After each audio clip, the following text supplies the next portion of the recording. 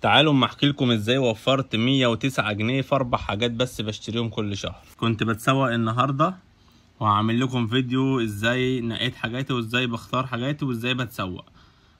تمام. اتسوقت النهارده ب 565 جنيه حاجات بدون لحوم وبدون فاكهه وبدون خضار وبدون اي شيء.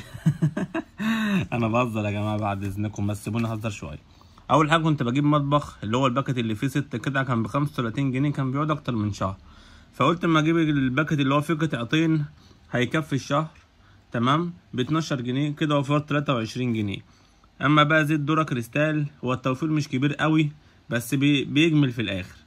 48 جنيه اللي هي 800 جرام. جبت سلايد برضو ذرة 40 جنيه. تمام.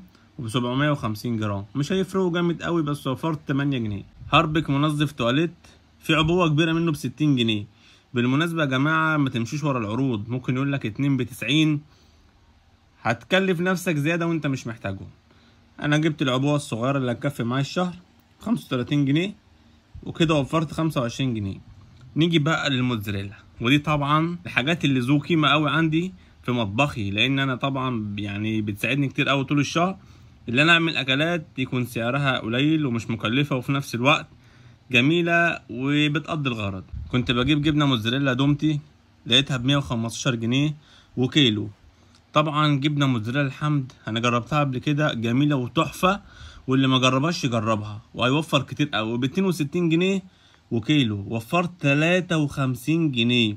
لما جمعت دول كده 23 و8 و25 و53 دول 4 حاجات من ضمن الحاجات اللي انا جبتها وفرت فيهم 109 جنيه.